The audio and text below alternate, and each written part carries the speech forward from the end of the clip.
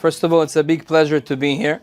I made one class in Brooklyn a few years ago. It was not in this area, it was in a different area of Brooklyn.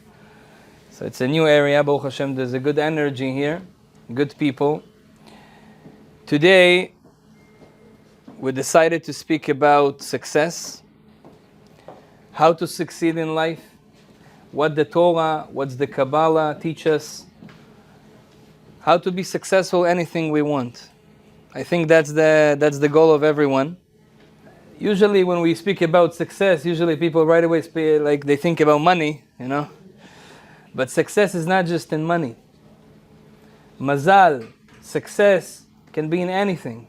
To be successful in work is one thing, but also to be successful in your learning, if it's a Torah learning or other types of learning, to be successful raising good children, to be successful in Shalom Bayit, to have a good, strong, peaceful house. Being successful is something that we all need, that we all want, and we all need to achieve. The Torah, the Kabbalah speaks about it. Unfortunately, this information that I will tell you today, it's not information that you can learn in university, not in the college, and it's more of a spiritual information. It's information that we received long time ago, since the world was created. God gave the spiritual information, the anatomy of the world, to Adam and Chava, and they passed it to their children, and they passed it to their children, and it got to Avraham Avinu, and Avraham Avinu passed it to Yitzchak, and Yitzchak passed it to Yaakov, and in Egypt, and when we came out of Egypt, and then we receive all the information together, whatever we had and more in Mount Sinai. And even if a person will live for 3,000 years, it's not enough time to learn and to know all that information that we have, Baruch Hashem. But today I want to share with you a few tips, advices from our sages, how to be successful in life. And also another question is, what's blocking us from being successful in life? Because sometimes there's things that blocking us. We can sometimes feel it, that you do everything right. I know people that learn in university, for example. They have a good occupation. They have good skills. They're healthy. They're smart. But somehow things doesn't work for them. They can't achieve what they want. They start a business, the business doesn't go. They start a work, they don't find a place. Something doesn't go well. Something is blocking you. Also, a person wants to get married. He needs a success to get married. I know people, they look handsome or beautiful for a lady. They are smart, they have good occupation, good family, they have money, and they still can't find their soulmate. Something is blocking. Something doesn't work. So today we're going to figure it out a little bit. What's the main block to our life? And what can we do to get more success, Bezrat Hashem, with God's help? Sabri Maranan. Baruch atah Adonai, Eloheinu melech haolam, she'akol niya bidvaro. Okay. So Bezrat Hashem, a lot of people think that success has to do with skills. There's people that are skilled. They have skills, so they will be successful. They are smart, they will be successful. But people that are a little bit aware of what's happening, as we said before, there's a lot of people that are smart, that have good degrees, that are very skilled, but whatever they touch doesn't work, doesn't go well. And it reminds me a very interesting story. They say it's a true story that happened not long ago, with a person that he was poor, he didn't have money, and he was looking for a job, and there was no much jobs that he could do. So he decided, okay, maybe I'm gonna put an offer to work as cleaning offices. So there was one company, a high-tech company, computers, that they were looking for someone to clean the offices. So he gave an offer. I want to work for you. They invited him for an interview. They speak to him, the manager, and he tells them, okay, it seems like, you're good. I mean, what do you need to be, to clean? There's no much to know. It seems like it's fine. Just give me your email address, and we will send you all the, paperwork, all the information, because it's computers here. Everything is by emails. So he says, I'm sorry, but I don't have an email. I also don't have a computer. So can you give me, like a sheet or something? So he looks at him and he says, you don't have an email? Listen, if you don't have an email, it means you're not professional. So you know what? I think this work is not for you. It's because we speak in emails and everything. Even the cleaner needs an email. So I'm sorry, this job is not for you. So he went out. He was very disappointed. He had the last $10 in his pocket that he had. And he saw someone selling strawberries, one of the supermarkets, and it was very cheap. It was a sale. So then an idea came to his mind. Maybe I should get the strawberries. It was $10, like 2 kilos of strawberries, sell. He says, maybe I'm going to buy this kilo of strawberries and I'll sell it, because here it's very cheap. Maybe I'm going to sell it in another neighborhood. They will buy it. So he bought those strawberries. He went from door to door to ask people, it's before the season. I have strawberries. You want to get some strawberries? And Baruch Hashem, he finished the day with $20. The next day, he went again to buy strawberries, but now a little bit more, and he sold it, and slowly, Baruch Hashem, he got another 20, another 40, another 100, so he could buy a bicycle. And now it's a lot easier. He could go and all over few neighborhoods and sell more and more strawberries. And slowly, Baruch Hashem, he had mazal. You know what's mazal, right?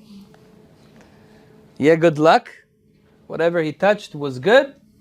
Baruch Hashem, he could buy a small store in the neighborhood selling food. And this small store was doing very well. And after 5 years, this gentleman, he was the owner of one of the most popular food supermarkets in the area. He was rich after 5 years, Baruch Hashem.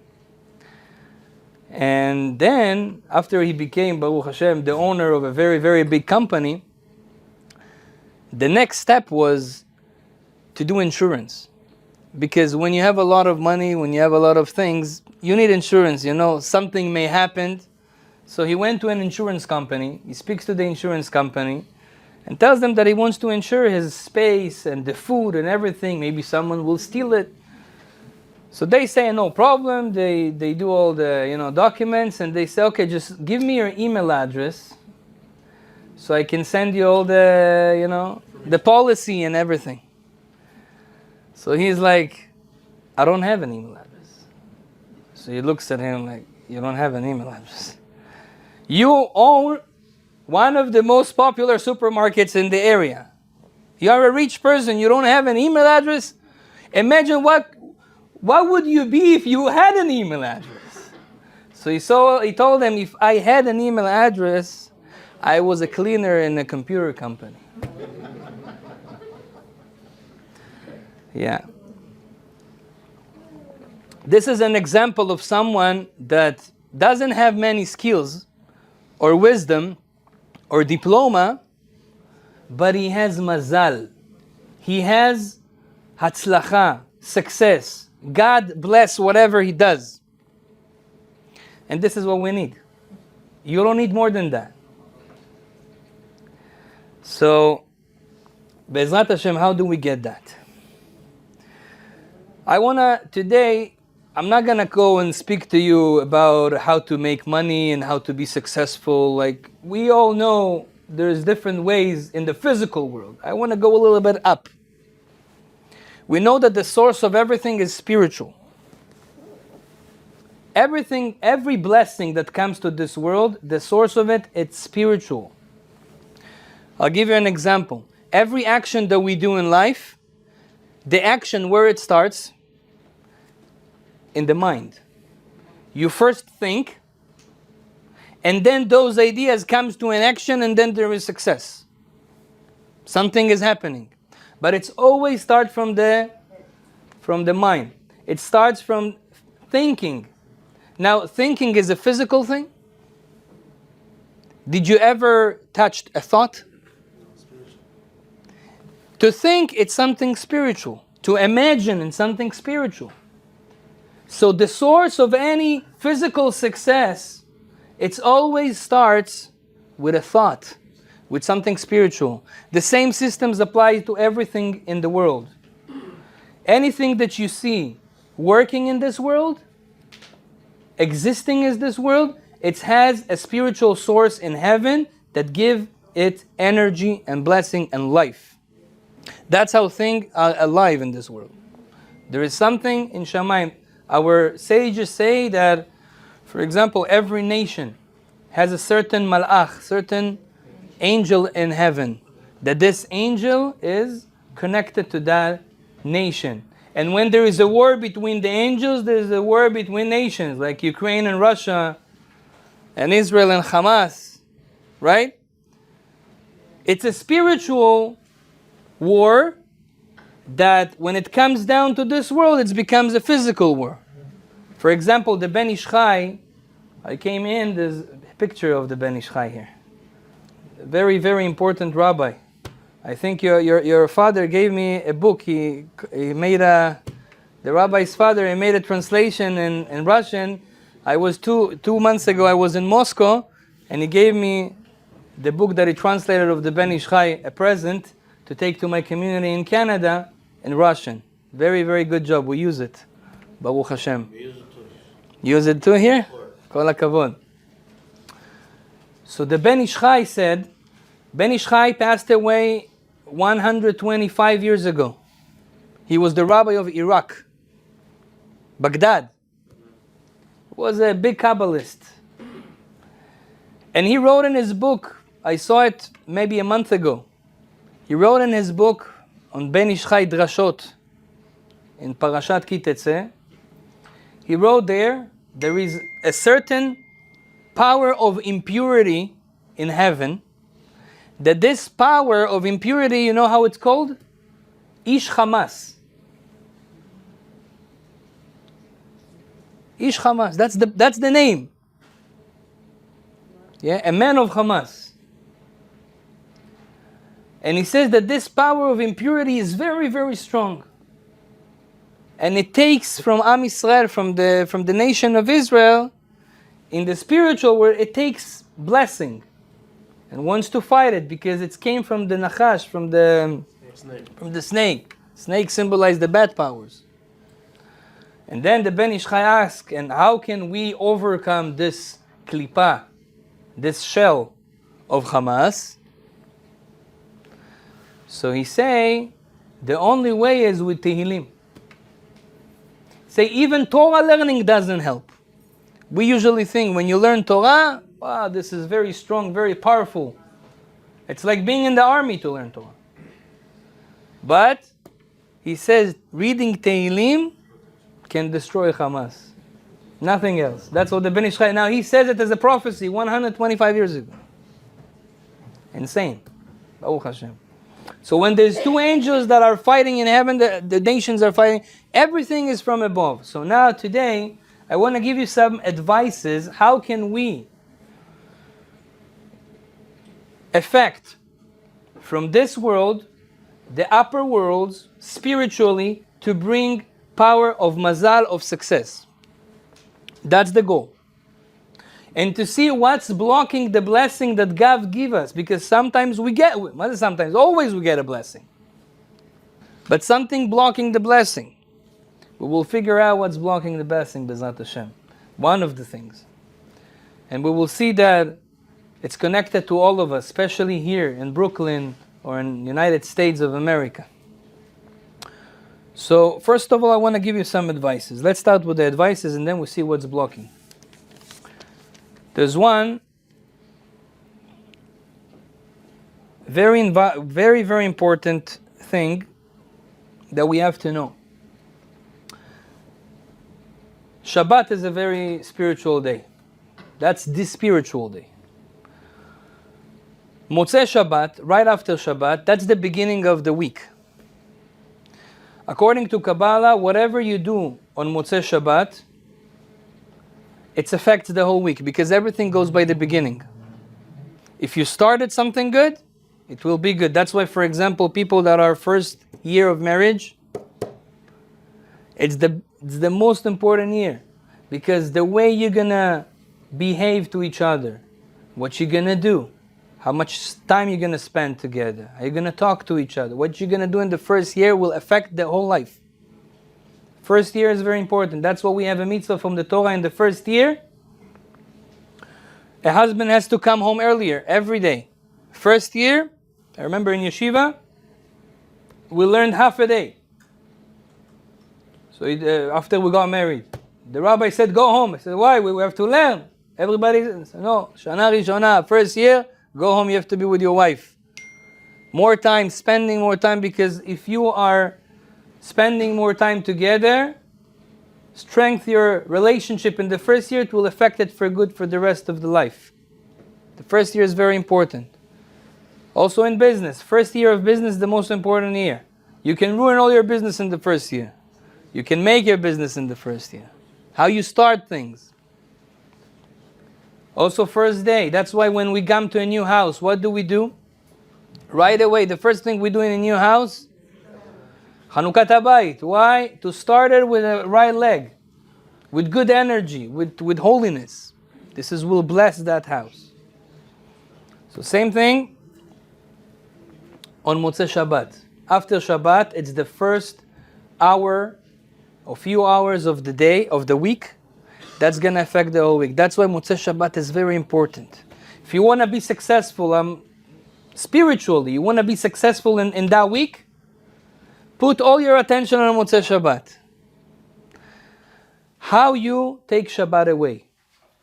Those who comes to synagogue, there is a prayer we say on Motzei Shabbat. We say at the end of the prayer, the Chazan or someone say, Baruchu et Hashem HaMevorach. And everybody answers, Baruch Hashem HaMevorach le'olam va'ed. That's a very, very important moment. Men, you have to remember that, and women, you remind your husbands. When you say, Baruch Hashem HaMevorach le'olam va'ed, and Motzei Shabbat, it's very important to be in synagogue at that moment, and say it long. Baruch Amonai HaMevorach le'olam va'ed. The Chida, Rabbi Chaim Yosef David Azulai say that according to Cabala teaching, if you say it long, that's opening something in heaven and you will have success at that week. That's a secret. Small thing you do. At the end of Shabbat in Arvit, say it long, you'll have success that week. I'll give you another one in synagogue. You know when we raise the Sefer Torah, right? We raise the Sefer Torah, we show it to everyone. That moment is a very important moment. To raise the Sefer Torah, by the way, this is a big sgula to get married. If you know someone wants to get married, buy for him the honor of holding the Sefer Torah. They say as he holds the Sefer Torah, he will hold his kala, B'ezrat Hashem, his wife. Hold the Sefer Torah. Last year in my synagogue in Canada, on Rosh Hashanah, I was standing and telling everyone that buying the raise of Sefer Torah this is a sgula to get married. We had one of the members of our community. He is almost 60 years old. He's not married. For people in that age, it's very hard to get married. But he didn't lose his hope.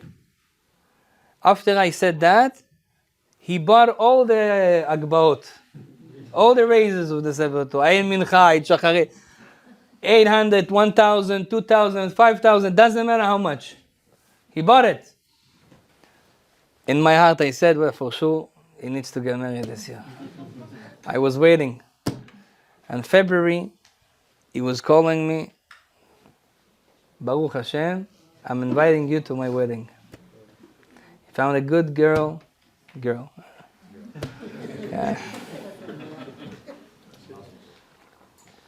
Pretty young, Baruch Hashem, and they have beautiful life. And then I asked him, can I tell it in the next Rosh Hashanah so people, be inspired? He said, yeah, of course, you can go spread it. It's a nes. Whatever our Chachamim say, if you do something, it's open something, the mazal of that particular thing, he got it. Baruch Hashem. Raising the Sefer Torah is very important. Also, by the way, it helps with back pain. This is not me saying, this is Rabbi Chaim Palaji, the main rabbi of Turkey, 200 years ago says that. Okay. So, but when we raise the Sefer Torah, I want to teach you something, guys. When we raise the Sefer Torah, you should look at the Sefer Torah. You should look at it. And you should find the letter of your name. The first letter of your name. You should find a word that starts with the first letter of your name. So for example, if your name is Yakov, so you look at the letter Yud. Find it there. If you couldn't find when they, turn it, so go close after that and just look. Tell him 1 second, let me see. Or get the Cabala, then you can see easily, right? If you get it, if you buy it. Why? Because this is a sgula. If you do that, when you look at the first letter of your name on Shabbat, it's a sgula. It opens a certain energy that gives you success for the whole week. That's what it says in our books. That's why when you're careful in that, Bezrat Hashem, you open your mazal in that area of success, you will see that this week is not going to be as a regular week because you was looking for that letter. That's your mazal. That's another thing. Before we continue with the advices, I want to put a little bit of attention on something that's blocking our luck. We have to understand that God, in many books, symbolized as sun. The sun always gives light. The sun always gives warmth. Doesn't matter who you are, by the way. The sun gives light to the good people, and the sun gives light to the bad people. There's only one person that doesn't get light from the sun or warmth from the sun. You know who is that person? That person that closed the window and covers himself, the sun from shining on him. The sun always shines. Same thing as God. Some people say, why God doesn't give me? My neighbor has a Lexus 2025. He has a house, Baruch Hashem, very, very new, nice. He has a good business, he has a good wife, and I don't. Why God give him and doesn't give me? Even if we don't say it out loud, some people have that question in their hearts. Sometimes we think, okay, God loves him more than me. He gives him more than me. Maybe he has more merit than me. So I want to tell you something and remember it for the rest of your life. Everybody for Hashem is the same. God gives everybody the same. He is like the sun. The sun doesn't give you more light than he gives him. It's the same light. The problem is that we block the sun. And it's happened to be that in that area for your neighbor, the sun is not blocked. It could be because of his merit, it could be because of his father or grandfather merit. But the sun is not blocking, he's not blocking the sun in a certain area. Or could be that he gets also other type of sun, which is from the bad powers, but this is what we'll speak after that. Some people, they get energy, they get blessing, and they are very bad people. So how come? They're blocking. They're blocking from the holy side, but they get it from the sitra achra, the bad side. That's also an issue that we're going to speak today. But we have to remember that rule. God loves us all. Rabbi Levi Yitzchak from Berditchev once said a very, very powerful sentence. I want to share it with you. Remember that sentence. For me, it gives me inspiration, this sentence.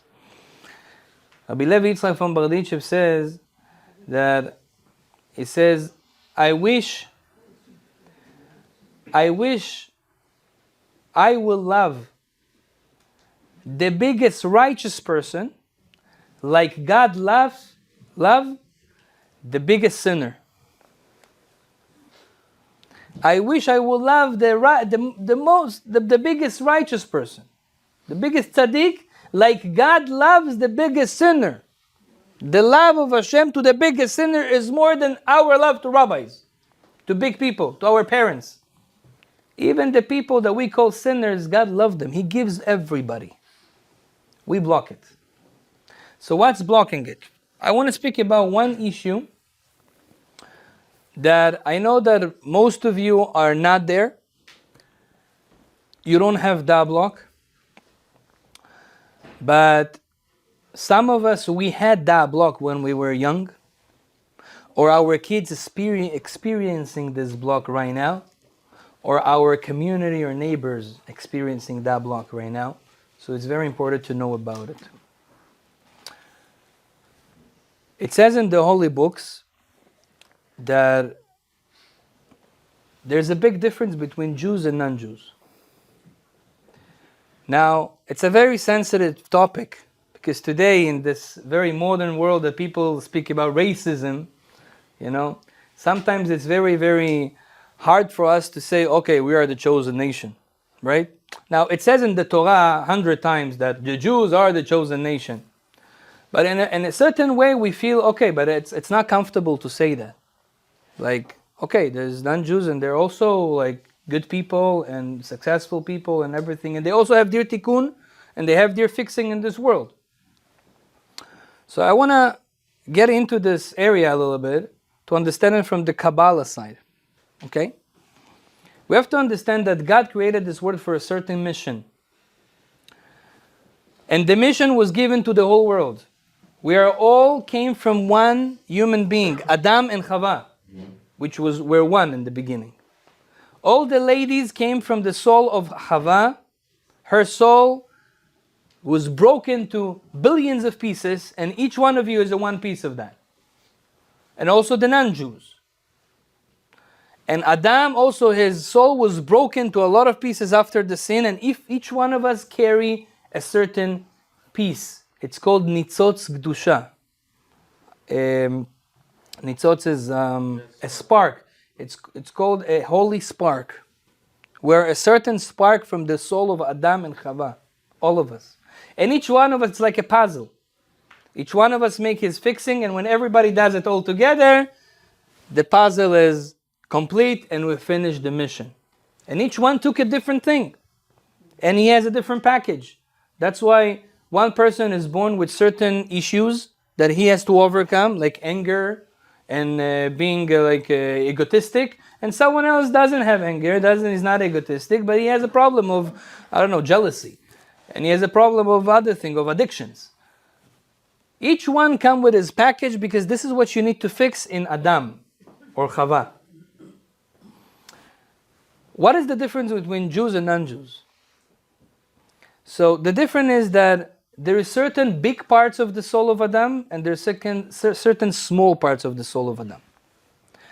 The big parts carry a big mission They carry a lot of responsibility. If they make a mistake, it's a big deal, and they ruin more, but they also get more reward. So I gave that example in your house right now. We were there for something else. It's like, you have a factory, and there's a lot of workers, and there's the managers. The workers, they don't have a headache. They come, they punch the card, they do whatever they need to do, they go home. They do a little bit. They don't affect much the factory. We can change the workers. They're not doing so much. If the one worker is not going to come or is not going to do his job, fine, the factory still can work. But if one of the manager will disappear, that's a big deal. The factory can lose everything because he carries a lot of responsibility. He's the head. This world, God divided it in His wisdom that there is managers and there's workers. And that's what means a chosen nation. Chosen nation means not that you are better than others. It's just you carry more responsibility. By the way, if you do a mistake, you ruin the factory more than if he's doing a mistake. If a non-Jew will make a mistake, it's not a big deal. It's okay. We can live with that. It's fine. If a Jew makes a mistake, why? Now we have to fix a lot. It's a big hole. From the other side, if a Jew makes his work, the factory will succeed. He will get a lot of salary, a lot of money. But if he doesn't do his job, like we said. So you get a lot of reward, but also you get a lot of responsibility. That's technically the difference between Jews and non-Jews. Now, the problem is that, a doctor, when he goes to learn to be a doctor, he needs to learn 8 years. How many years it's in America? 10 years? Why so many years? Because you have to know all the anatomy of the body, how things work, how's the system inside, how's the system outside. We would not go to a doctor that doesn't know nothing, just give advices, right? He has to know the anatomy of the body. Same thing, there's the anatomy of the soul, of the spiritual world that God created. This is learned in Torah, in Cabala, in Chassidut, the anatomy of the spiritual world and the soul. And it says there that a lot of time there is certain connections that those connections create a big destruction. When for example, how they make an atom bomb? A nuclear bomb, sorry. A nuclear bomb. Do you know it's Albert Einstein. He came up with this idea. They learned from him how to make a nuclear bomb. Nuclear bomb basically is mixing things that contradicting each other very much together, so they just explode in a way that it just destroys a whole city or a whole country. When two things that don't need to be together are together, it can be a nuclear bomb. I'm talking about physical world. If you try to take a minus and connect them together, or a plus and a plus, it's not working together. Not compatible. Exactly. That's why the Torah comes and says, the biggest power in this world is called relationships. Zivugim. Zivugim means connections. That's the biggest part. By the way, also in business, you want to be successful in business, you have to have good connections. Alone, you cannot be a good businessman. You need connections. The more you're connected, the more you will be successful. Also a family. What's a strong family that they have? Connection. What's a good couple? That they have a good connection.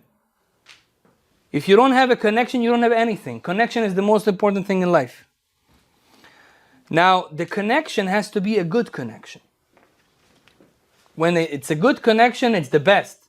When it's the not right connection, it could be a nuclear bomb. And here, the Torah comes and say different things that I don't know why, but the world today became a little bit crooked, and they don't understand it like they used to understand. For example, we know that a right connection is between a man and a woman. That's what God created. That was happened from the beginning of the world, and that's what happened through the whole history. That's what actually brings fruits, right? A man and a woman, they bring a child. I never saw a man and a man bringing a child, right? Unless they cheat and they get a woman from the side, and but but it doesn't work. And women and a woman, they cannot have a child, right? Now, yeah, there is such a thing that God created people that they have a certain feelings towards the same gender, and I understand that, and it's normal thing that God created. It's as God created also any other things that we need to work on them. God created people that are getting angry, right? We have to work on our anger, right? We have to work on our jealousy, right? We have to work on our sadness. We have to work on a lot of things. When things going against nature, getting angry, it's against nature. We all understand that this is not right. It's ruining. Being sad is also against, being depressed is also against nature. That's not a good thing. So we need to work on that. Same thing, there are certain relationships that are against nature. That's what God created. Now, the problem is that God says the biggest power in life is connection. And when the connections are made not the right way, explosion, block, problem.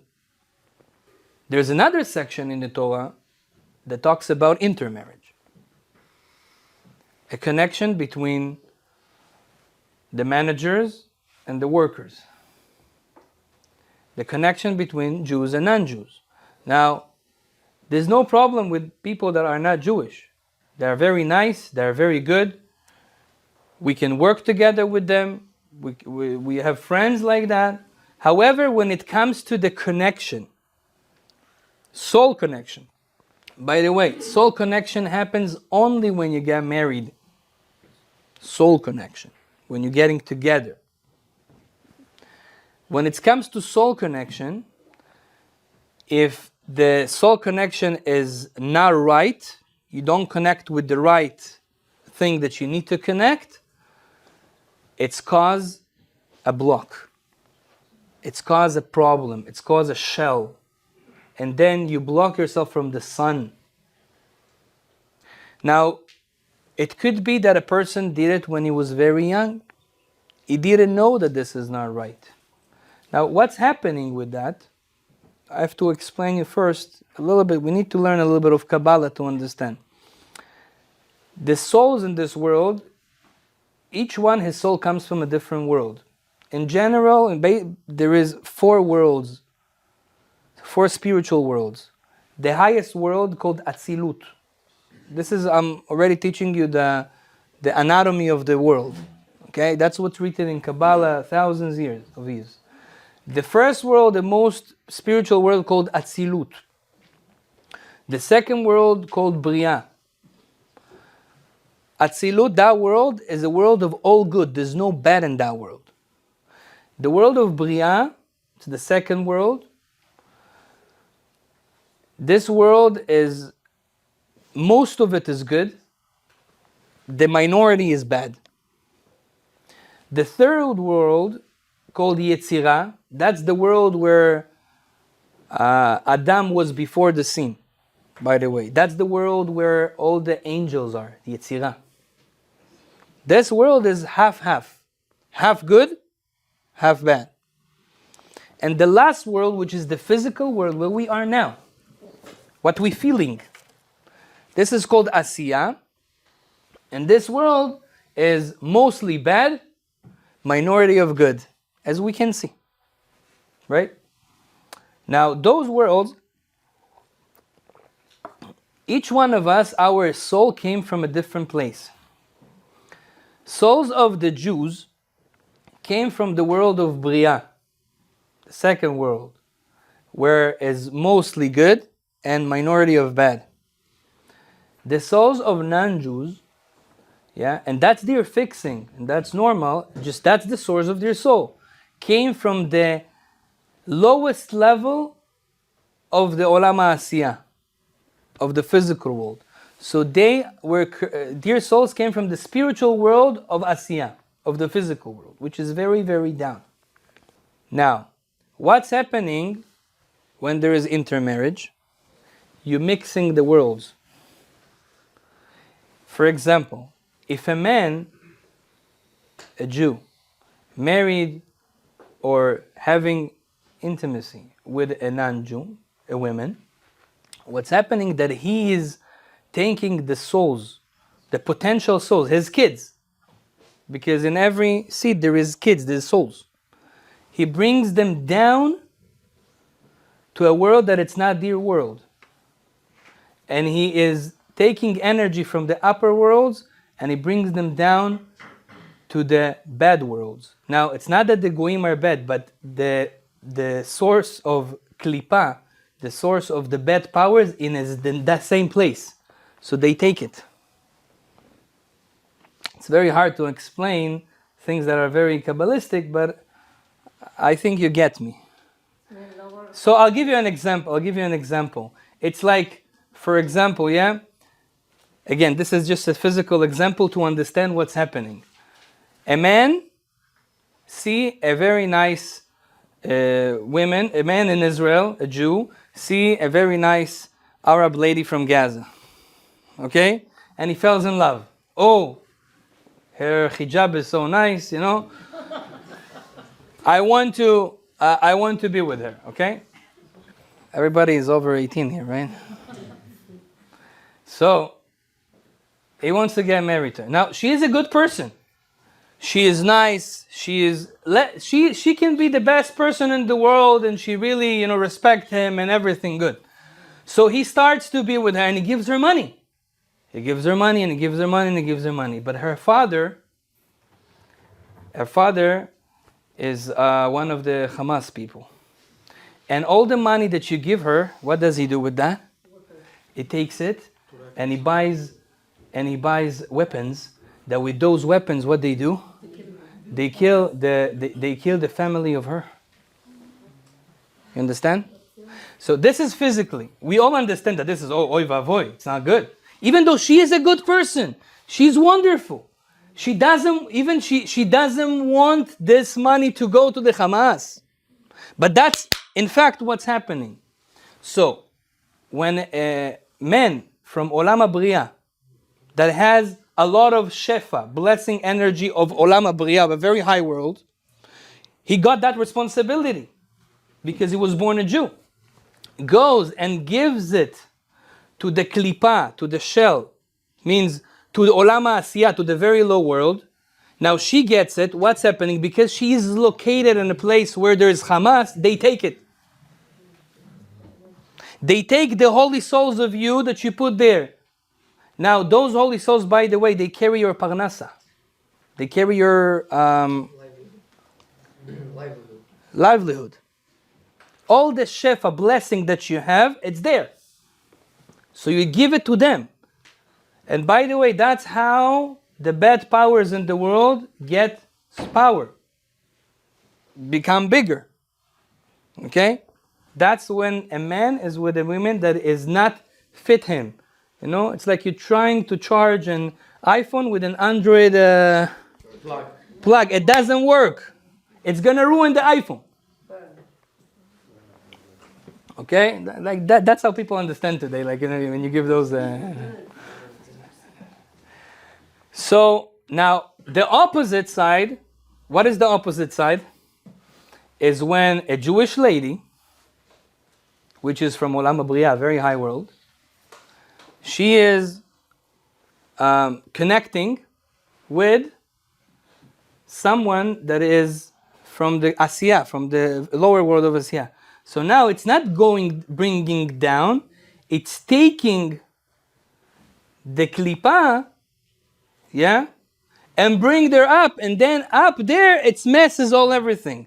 So in our mashal, it's like bringing Hamas to Israel and let them live there.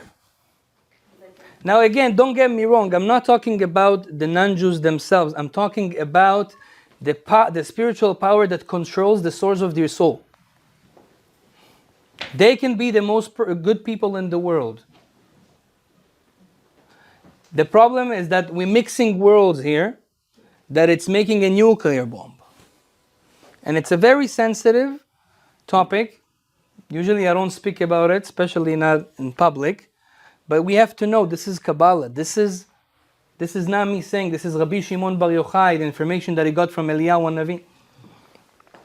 Now, why do I tell you that? Because it's enough that one time in your life it happened to you. Yeah, let's speak open. A person was not religious, or was religious, and unfortunately, some people even do it after they get married. Not you, but there are people that do it after they get married. They cheat, and they go with non-Jews. What if somebody becomes the Gioret? That's something else, because she came back. What's Gioret? What's converting? Converting, she got a neshama. She's a different person now. She got a soul from Olam HaBriah, so she's there. No problem. But until you got that soul, you're not there. So, what's happening is that if a person did it once in his life, if we don't fix it, can cause a block for the rest of your life. Because you were ruining the system, and the system doesn't work good for you because it's ruined right now. It's needed a fix. So what is the fix?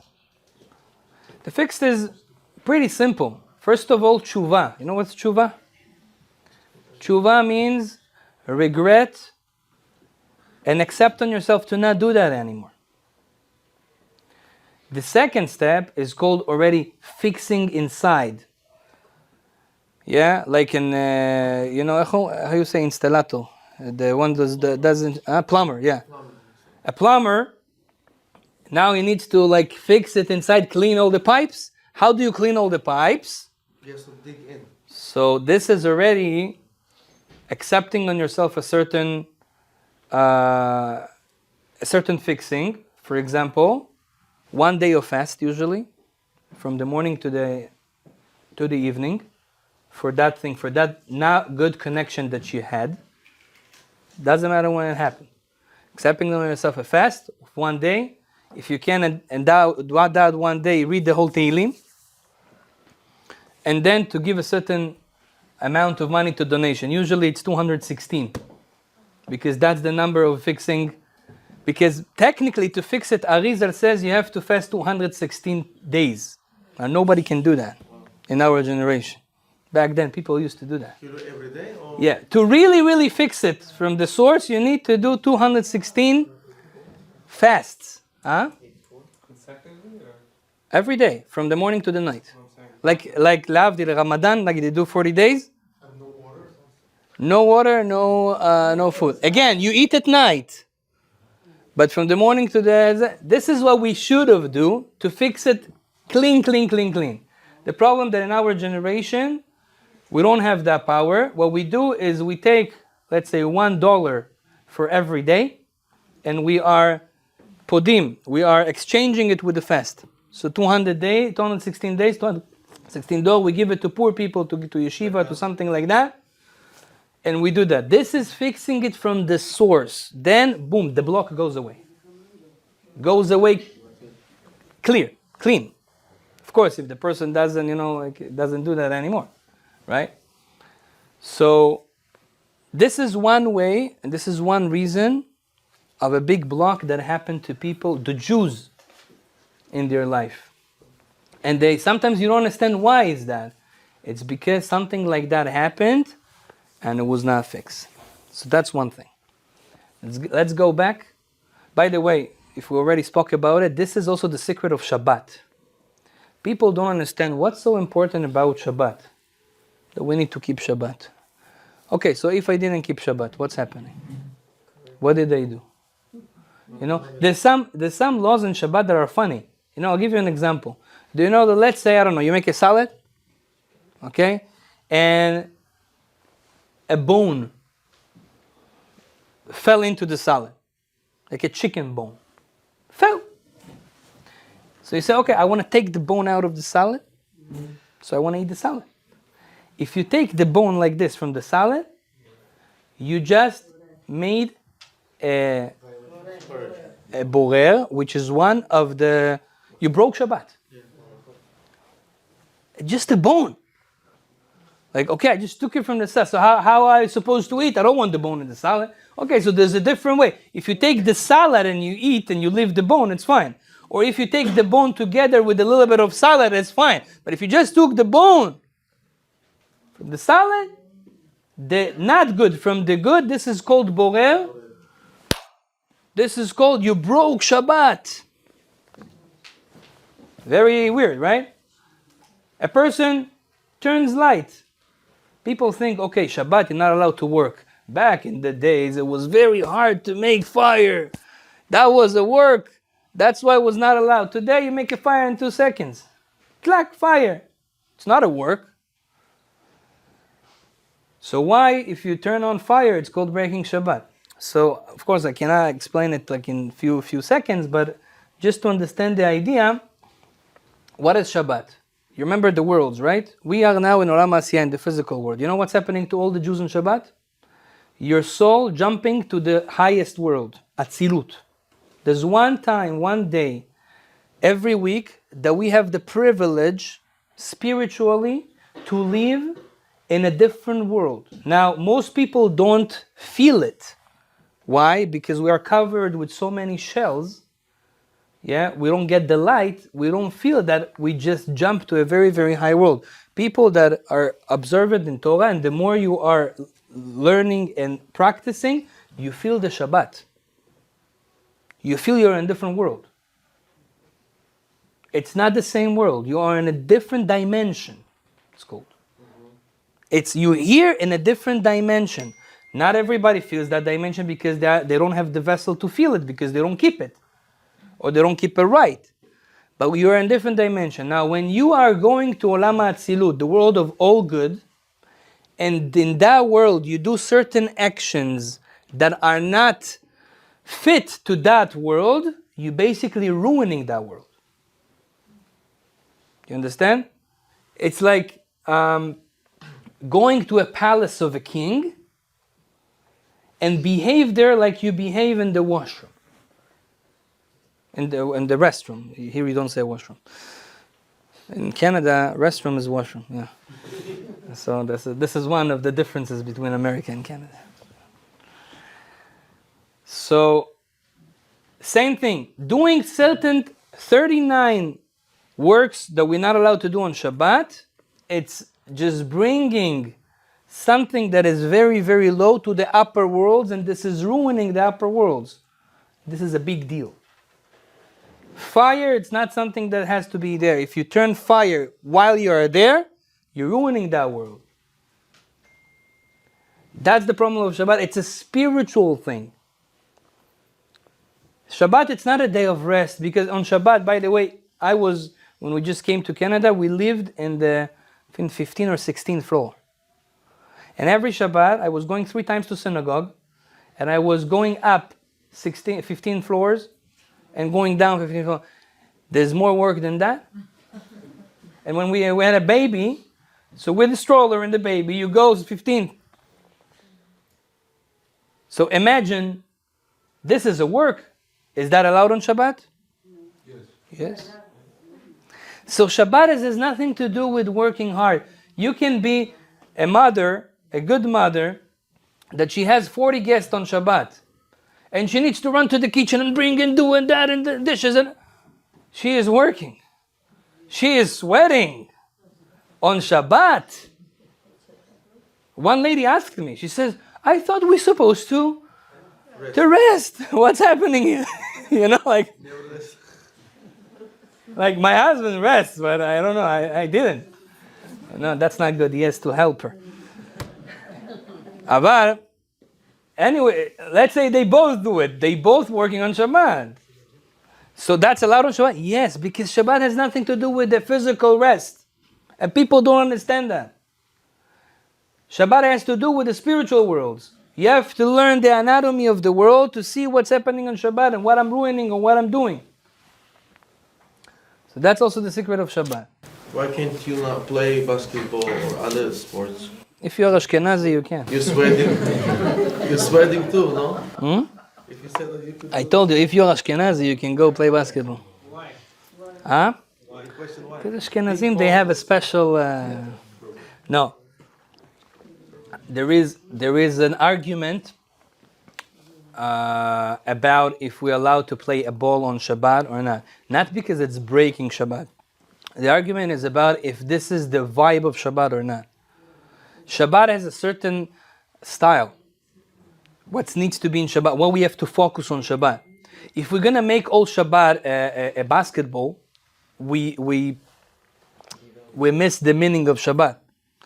You know, I know people that for them Shabbat, okay, they woke up in the morning, they prayed very fast, ate a good food, went to sleep for 2 hours, played basketball, and Shabbat gone. So what is Shabbat here? You understand? So the Sfaradim, the Shulchan Aruch, it's 500 years ago, we said, listen, this is ruining the Shabbat. So it's not that you do something wrong according to Torah. Torah allowed it, but it's not right to do. So Shulchan Aruch and the Sephardic community is accepting on themselves that this is not right to do, so they don't do it. If the kids until 13 years old, we say, fine, go play. But if you're already an adult, you have other more important things to do on Shabbat. However, in the Ashkenazi community, they said there's nothing bad about it. We're not gonna, we're gonna play a little bit. We're not gonna, make the whole Shabbat play. And they're more lenient in that. There's certain places where we are more lenient than them, right? So there's different. This is already minhagim, already like customs, right? Yeah, but that's according to your question. That is for your question, yeah. Ken Tzaddik. Say in English because I think people don't understand Hebrew here. So people do lots of, what we had back then, black magic, cards, and they do like alas, what do you call that in English language? Or it is to open your mazal, to go to Mikubalim. Is that forbidden or is it accepted? Yeah, I know I came to a Gorski community, right? And the most popular topic in the Gorski community, I learned already, this is black magic. I just came from Moscow not long ago, I know. Anyway, I'll tell you, all this black magic things, this is what I spoke before. This is a power that exists in the world. And that power comes from the bad powers. It means you take energy from the bad powers. That's why you better don't deal with that. Because usually every person that deals with that, he suffers himself. Yes, you can do bad things to people. You can control even people. There's certain things that you can do. You can even kill people with black magic. I have things that I know how to do that. You can, mamash, do bad things, but this is because you are dealing with the bad side of the world, which God created to have balance, and you're using it for bad, and that's not good. We have to use our sources that it's the good sources, that the energy and the blessing come from the good places, which are not dangerous also.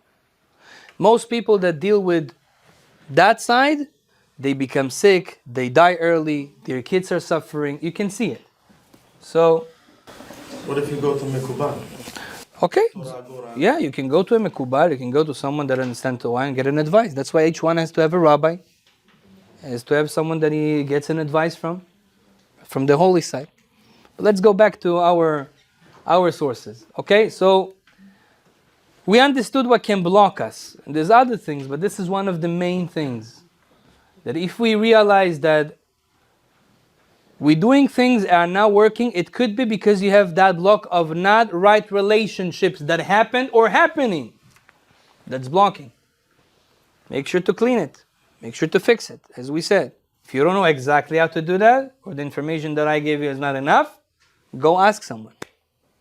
But this is something we need to do. Because by the way, if you didn't fix it, you will come again to this world.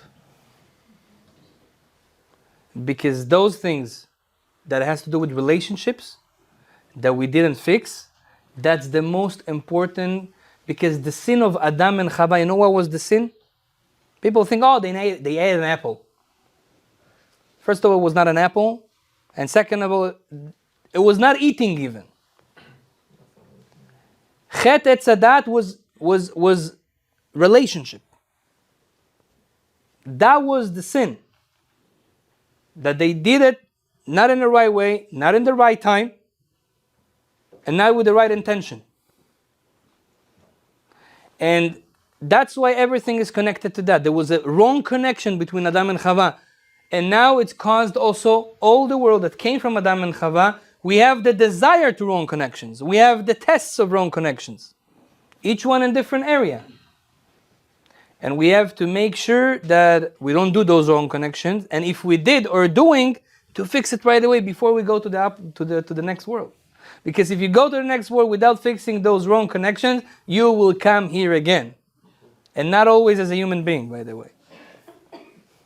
But this is a different topic. Huh?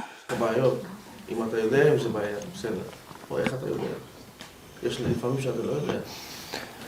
Again, usually if you do or you did, you know. Okay? Now, after we understand that, we can continue and now know how to open more blessing, more success. So we said one thing, Motzei Shabbat. You remember? Motzei Shabbat, very important. By the way, that's why on Motzei Shabbat also, what we do right after Havdalah? Huh? You know what's Havdalah, right? By the way, even someone that doesn't keep Shabbat, you don't keep Shabbat, still do Havdalah. Take a wine after Shabbat and make the blessing of Havdalah. You know why? Because Havdalah sweetening judgments. There's a lot of judgments on Motzei Shabbat. Din.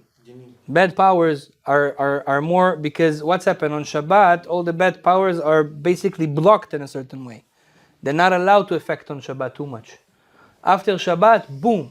That's why most people feel very, very tired, very not pleasant, something negative feeling on Motzei Shabbat, because there's a lot of negativity on Motzei Shabbat. Now we have to fix it and sweeten the judgments. How do we do that? Havdalah. Havdalah sweetening the judgment. Right after Havdalah, we have a custom to laugh. I don't know if you heard it, but in some synagogue, in my synagogue, ha ha ha ha, everybody's laughing. What happened? They are laughing because we want to start the week with happiness. If you started with happiness, the whole week will be happy. This is Motzei Shabbat. Now, for the businessmen that wants to be successful in business, I already said it in the short video that I sent. Did you hear the short video? Invitation to this shiur, to this class. I made a short video, and then we said a very, very interesting zgula for businessmen or businesswomen that want to be successful. Not just for people that do business, it's also for people that wants to be successful in anything else, like writing a test, or passing a test, or having a certain meeting, a job interview, anything you want to be successful in. And the same day, wake up early in the morning before the dawn. Sunrise. No, sunrise. You know, when it says sunrise is nitz. It's 72 minutes before that. The dawn, alot hashachar, yeah. The dawn is the time when the first light coming to the area. Yeah, you can check it in the time, yeah. There's Jewish times, you know, you can check what's the dawn every day. Wake up before that time. Now I think it's like around maybe here, 6. In the summer it's earlier, it's like 5, 4 sometimes, 4:30. Wake up 15 minutes before that, 20 minutes before that. Do the morning blessings, of course, and then fast to the east. Whenever you are, fast to the east. When usually the sun rises in the east. And then recite 3 times in a row, chapter 4 in Tehillim. I assume everybody has Tehillim at home, and those who doesn't have, you have it in the phone today. Tehillim 4. 3 times. So again, let's say you have a very important business meeting. You want to close a deal. Or you're going today to a date. Bezrat Hashem, you want the date to be successful. Or you go to a job interview. Or you want to pass the test. I don't know, you have a driving test. At that day in the morning, again, I'm saying it again. At that day in the morning, you wake up in the dawn, very early. Because the earliest you wake up, more blessing you get in general. People that wake up very late, their day is not as successful as people that wake up early. You can feel it, you can see it. Wake up early. And at that time, face to the east, say 3 times chapter 4. Then go to work, go to do whatever you want, you're going to be successful, Bezrat Hashem. That's a segula, that's a spiritual way to bring success, to bring blessing. Another way. In general, you have to know that the environment that we are in affecting us very much. I gave that example in your house now because the daughter of your brother, she showed that she was talking about the parasha of this week. So she showed us, she had a drawing of Moshe with the stuff that he threw it to the floor and it became a snake. So the rabbi from Lublin, he gives a very interesting interpretation on that. He says, this stuff was not a regular stuff. This stuff was full of names of God. There was 42 names of God written on that. This stuff was the stuff of Adam, that passed it to Shem, to his son Shet, that passed it to Enosh, that passed it to Noach, to Shem, to Avraham to Yitzchak to Yaakov. Yaakov gave it to Yosef. Yosef, when he died, Paro took it. He put it in his treasures. Then Yitro was one of the advisors of Paro. Paro told him, okay, you are going to pension, go take whatever you want from my treasures. He took one of the things, the staff. He brought it home. He put it in his backyard, in the ground. So nobody could take it out. It was stuck there. Only Moshe, when he came, he took the stuff easily. He says, wow, you're going to be marrying my daughter. You're a special man. He married his daughter. He took the stuff. So this stuff was a very holy stuff with the names of God. Now, when God tells him, when you come to Paro and you're going to throw it on the floor, it's going to become a snake. But when you're going to take it back to you, it's going to become stuff again. So Rabbi from Lublin says, you know what we learned from that? Even a very holy thing like that stuff, full of the names of God, when you put it in the environment of the house of Paro, what it becomes? Snake. A snake like that. But when you give it to Moshe, what it becomes? Holy stuff.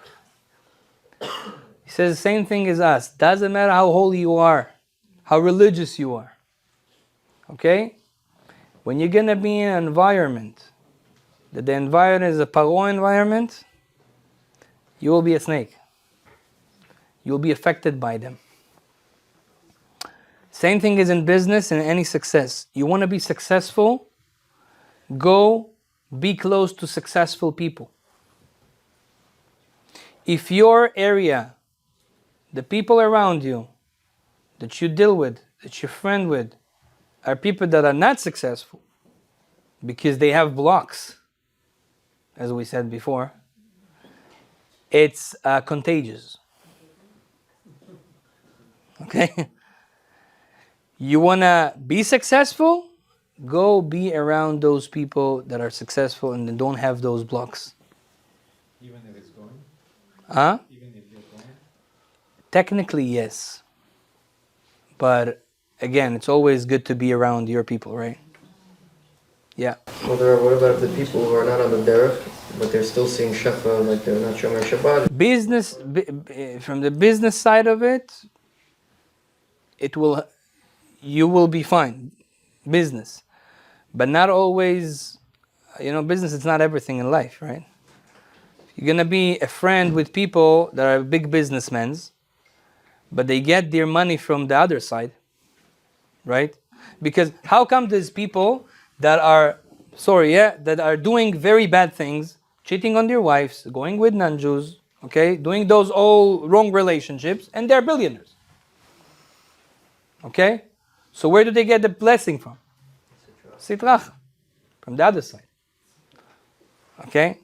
So now what's usually happening to those people, At the end, Sitracha cannot give you forever. Cannot give you forever. And one day it will stop. All that money cannot be blessed. I had a friend like that, unfortunately. He is a billionaire. He has like $3-4 billion in his bank account. So he has a lot of money. So everybody thinks, he's very successful and he's very good. And I told him a lot of times, you're doing mistakes, especially with relationships. And then what happened? One day his wife said, hello. They were fighting for years, of course. Because again, if you ruin your relationships in other places, you will have problems in your relationship. And he would come with all the money home and will feel bad. He will eat his lunch, he will eat his dinner, but his heart, he doesn't really have enjoyment from that. He is not really happy. He has it, but he has small times of happiness that's not really happiness. He says it himself. And in the end, she wanted to divorce. She took half of his money. Right? And he is miserable. So, and by the way, it's happening. Go look at even the non-Jews that are very rich. All of them at the end, they divorce. The wives take half of their money, right? I don't want to say the names, but I think people know. Say the companies. Yeah. Yeah, Amazon, they had a blessing because it's Birkat Amazon. So they say if you do Birkat Amazon, you're not going to have problems with money. So he got that blessing because of the name, I guess. Now I want to give you another advice. Very easy for everybody to do. You know Eliyahu Navi? One of the most righteous prophets we had. Now Eliyahu Navi, it's a person that didn't die, technically. He came up into heaven as he is. Doesn't have a grave. In Haifa you have the place, if you want to go, it's very, very, very holy place. That's the cave of Eliyahu Navi. This is Pinchas, no? Eliyahu is the soul of Pinchas. It's the same soul. But Eliyahu Navi is Eliyahu Navi. Now Eliyahu Navi, there's something about Eliyahu Navi on Motzei Shabbat.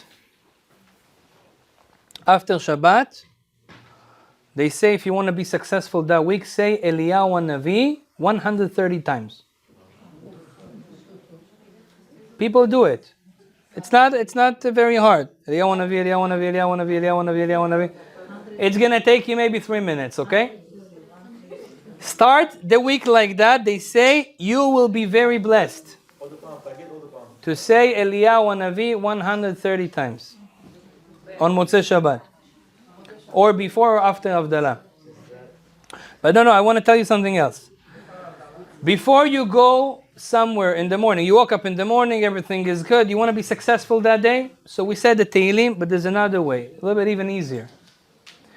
Before you go out, it's good to kiss the mezuzah, take a big breath, and then say Eliyahu Navi, Eliyahu Navi, Eliyahu Navi, as much as times you can with one breath. Okay? You can say it 10 times, 20 times, it depends on your lungs, yeah? But say in one breath, as much as times you can, Eliyahu Navi. And it says in the holy books that this is bringing blessing of that prophet to make you successful at that day. Very easy to do, very powerful and working. Yes. Huh? On the way out or on the way in? On the way out of the house, you go to business, you go to do things. In the morning. No. This is, I just said, because I remember to say when I put my hand on the mezuzah. But you can do it at home. You can do it when you're sitting. In the morning before you go to your things. After tefillah or whatever, say that. That's very good. Another thing, and that's, I think, the last thing we're going to say today, because maybe people have questions. And Be'ezrat Hashem, we also will do Kaddish B'li Neder. That's a big secret, by the way. You know, sometimes you go out somewhere, you look at the floor, and you find money. It's happened to you? Yeah. 2 days ago. 2 days ago? Okay, so you're very happy, yeah? You know, oh, I found $1, I found something, I found a coin. It says in the holy books, this money that you found, don't use it. Put it in your wallet. Keep it in your wallet, and this brings good luck. Now, there's a lot of superstitious like ideas and things that people make up. This actually has a Kabbalistic source. That's a real thing. Why? Because if you found something on the floor, it means that you have a certain luck.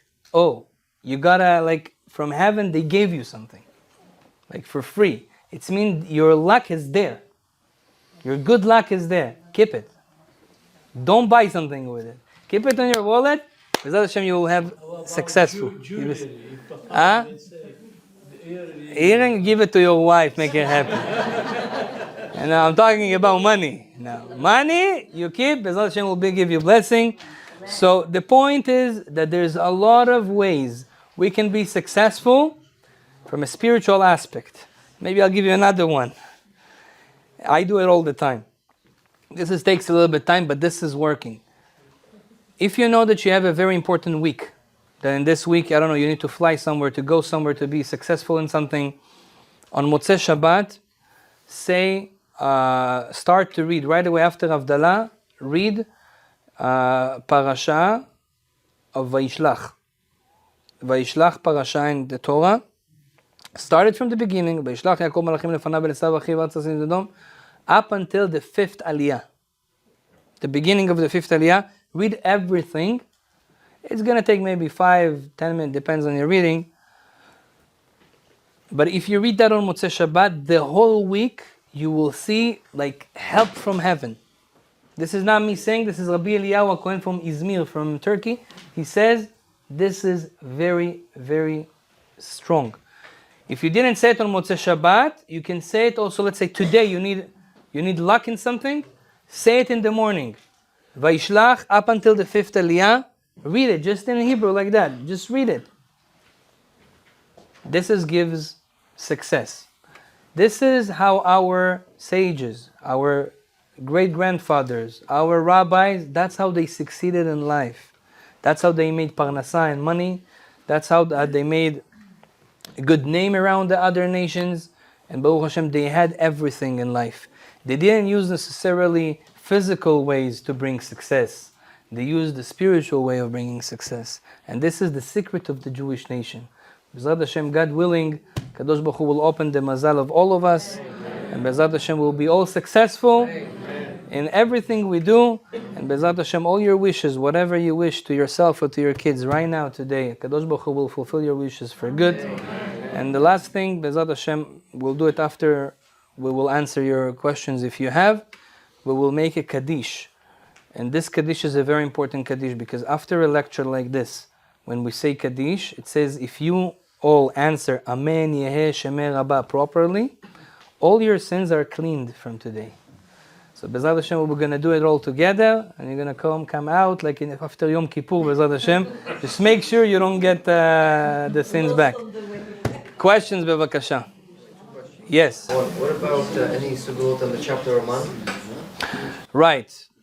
There is something called the Parashat Haman, the chapter of Man. Man is the food that was given to the Jewish nation in the desert. We will read that parasha next week. Okay? Next week, we're reading the parasha of the Man, the food that Am Yisrael ate in the desert. There's a big segula for a person that reads that portion in the Torah. It's in Parashat Beshalach. It's called Parashat Haman. It's also, you have it in Russian and English. Everybody knows about this segula. Person that reads that every day, he has a blessing in his parnasa and income. However, there's a bigger segula to read it in the Tuesday of the week when we read that portion in the Torah, which is next week. So next week, Tuesday, reading the Parashat Haman will be very, very powerful to open your vessel, the gate, to bring more income. That's correct. Yeah. For doing repairs, doing fixing, Tikkun HaKlali, where do you rank that in terms of doing a rectification? Okay, it's good that you asked. Tikkun HaKlali, it's 10 chapters of Tehillim that Rabbi Nachman from Breslev 200 years ago said that he got a vision from heaven that when a person say those 10 chapters of Tehillim, he promised him that one of the biggest sins that men do will be erased from him. That sin is called Zera Levatala, and a person takes his seed for nothing, without a woman. Why? Because what's happening when a man does such a thing, the other powers, there's a spiritual lady called Lily, she takes that drop and she made bad angels from that. Right. This has caused a lot of problems in income, in relationships, a lot of things to the person. And most of the world are committing this sin. That's why most of the world have problems. If someone would have been clean from that sin, his life will be very, very, very smooth and good. Now, one of the fixing of this sin that Rabbi Nachman said that he got permission from heaven to reveal is saying 10 chapters of Tikkun HaKlali. That's why this is very powerful, especially for men. And I will recommend at least once a week to read the Tikkun HaKlali. Thank you, Rabbi. We will do also. We will do also before the Kaddish. Yeah. Yes. So it's talking about the Tehillim, to study Tehillim. What does it mean by learn the text or just read Tehillim? Or learn the Torah? Say Tehillim. Reading Tehillim is also working even if you don't understand what you read. Of course, there is a whole different effect when you read Tehillim and you understand what you're saying, and you read Tehillim and you don't understand what you're saying.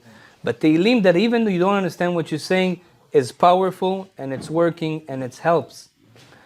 If you can do both, for example, read the translation one time and then read the actual Hebrew or the transliteration, that's the best option. Okay? What if you just retranslate? It's also good. It's very good. Yeah, I understand. That's good. It's considered as reading Tehillim. However, if you have a chance sometimes to also read the transliteration, that will be very, very good. What about to study the text itself, like under meaning? Again? To study the text itself.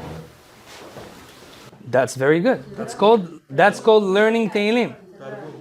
That's called learning Tehillim. That's very powerful, and this is considered as reading Tehillim as well. There was one big rabbi, I think in Syria. I forgot his name. I think it was Rabbi Antebe or Rabbi Agassi. That he was reading Tehillim for people. People will ask him, Rabbi, read Tehillim for this sick person. That we will pay you money for the reading. So he said, if you want to pay, no problem, but don't pay me according to the pages, like how much Tehillim I read.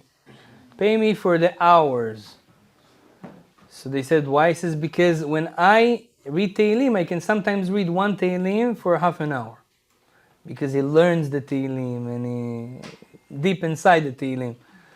So he says, God doesn't count pages, He counts minutes, okay?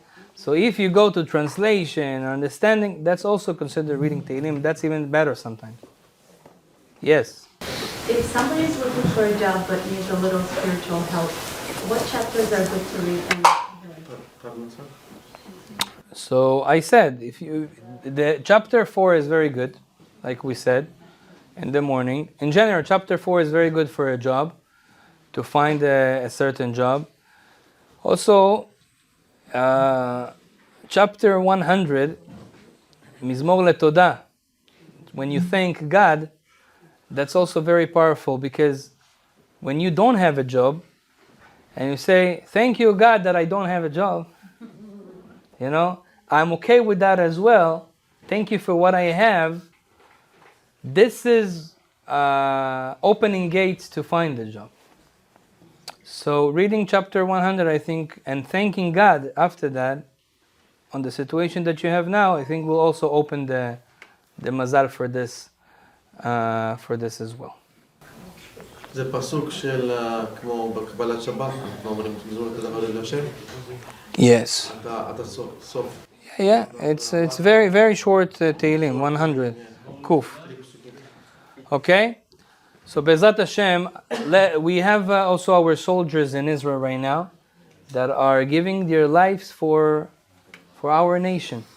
They do a big mitzvah, and we have to support them. So I want to say a few psukim together with you, and also one chapter of Tehillim that will help them, Bezat Hashem, to be protected and to fight Hamas, and Bezat Hashem to win. So Bezat Hashem, everybody say after me. I'm going to say one time, you're going to say after. Shema Yisrael, Adonai Eloheinu, Adonai Echad.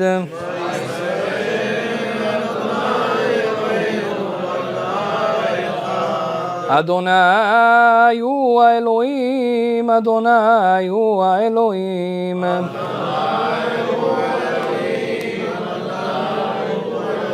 Adonai hu Elohim, Adonai hu Elohim.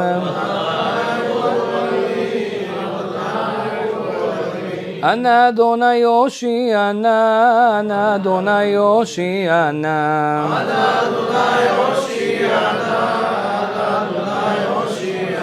Ana Adonai Yatzlichana, Ana Adonai Yatzlichana.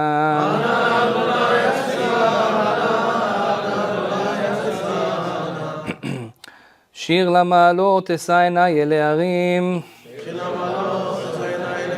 מאין יבוא עזרי, עזרי מעם אדוני, עושה שמיים וארץ, אל יתן למוט רגליך,